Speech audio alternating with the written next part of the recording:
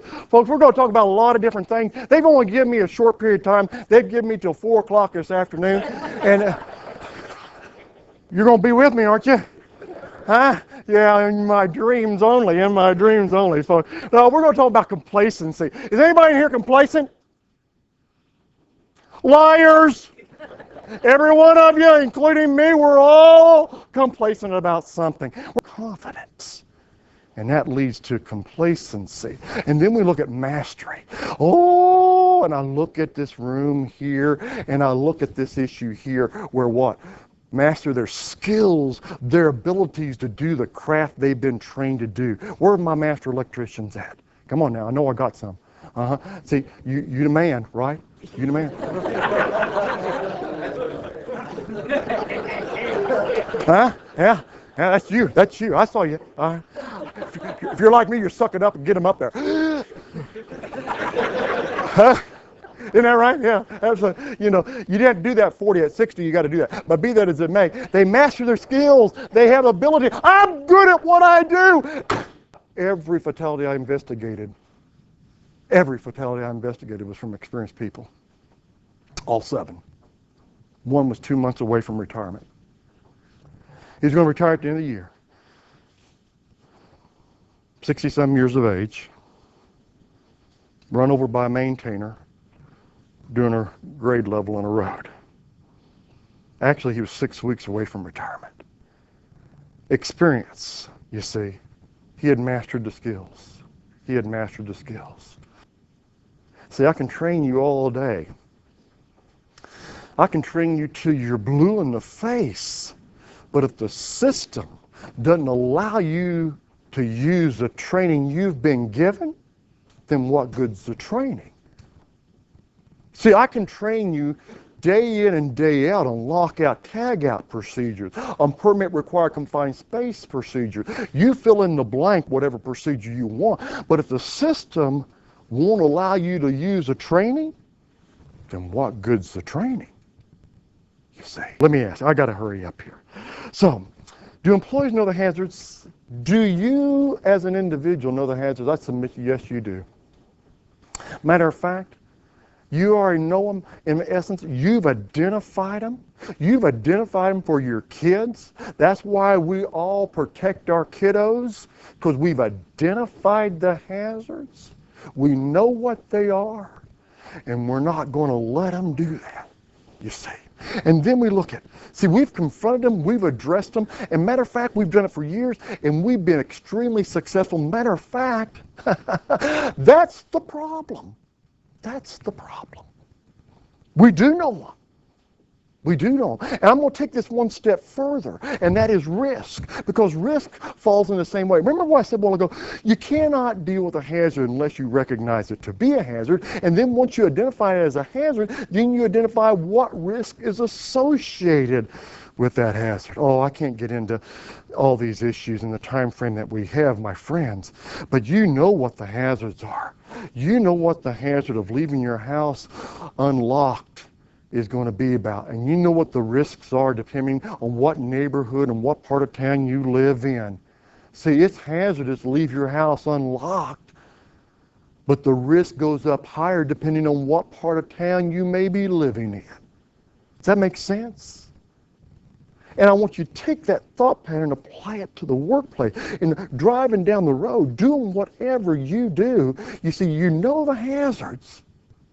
What's the risk associated with it? I submit to you, my friends, we know the hazards. We know the risks that are associated with what we do day in and day out. That's the problem. It is maybe we've made our organizations and life a little bit too safe. That ought to get you thinking a little bit, huh? Maybe we've now taken the element is that it's going to be all right. When I get on that cruise ship in December, what's my expectation? This baby's going to stay floating. Am I right? Because they've got all this modern technology. They've got all this stuff on the bridge, and we've got a captain that's married, and you know, he's not looking at other things and all that. Well, and that kind of thing. You know what I'm saying? So you see, maybe we've made our organizations and lives a little bit too safe And I want you to think about that. We don't see the risks anymore, my friends. We've gotten lazy at truly looking at the risk. That's a culture right there, you see. So when I look at it, experience is dangerous. And I'm looking at a group in here that's got experience. Be mean, chew nails every morning, but your experience can get you killed. Because see, it comes back to culture. And I told you I'd come back to this, and that is simply this. Values create the culture. Each one of us in this room has values. And the values that we have were taught to us by our parents, our grandparents, our aunt, or whoever happened to raise us set values in us. Now, they didn't sit down and say, boy, sit down, let me teach you some values. No, they didn't say it. They taught us what was right and wrong. They created in each one of us a set of values. Alrighty? And with that, there's a culture. There's a culture in my home when I was a kid growing up. What my daddy said, by golly, is what went. And we didn't challenge Dad. Oh, Dad was the man. Alrighty? Different era. He set the culture within the house. And he told you if it was right or wrong. And then the values create the culture, and then culture creates a system. So within that, we create a system. And in the workplace, we create a system to get product and services out the back door. Each one of you in here that work for Dynegy know exactly what the system is to get product and services out the back door. What do you provide? What service do you provide? Electrical service, am I correct? Am I pretty close?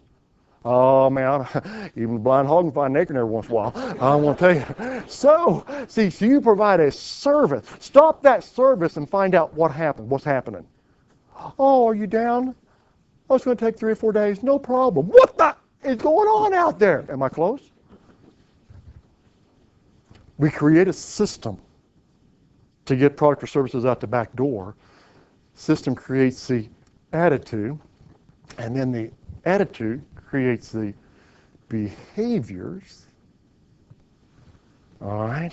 And then behavior creates the outcome, positive or negative. You see, as long as we suffer no negative consequence from the attitude and behavior we display at the workplace, we will continue to display that issue. It's human nature. As long as we've not had any negative consequence, we will continue to do what we've been doing. It's called human nature. We've got to come back, me included, and looking at that. What do we create? What do we create? One begat the other. I think about that gentleman that was 6 weeks away from retirement. I showed up right after it. I won't describe the scene. No need. It still wakes me up sometimes. And I heard someone say, oh, wasn't that bad? Right before Christmas. And I thought, when's a good time? Right after? After he's got the presents? To me, that's the stupidest thing I've ever heard. Oh, it's right before Christmas. Or it's right before such and such. I don't know when's a good time. Oh, today looks like a good day. Go ahead and take me. Is that what we're saying? No. My friends, don't disappoint them.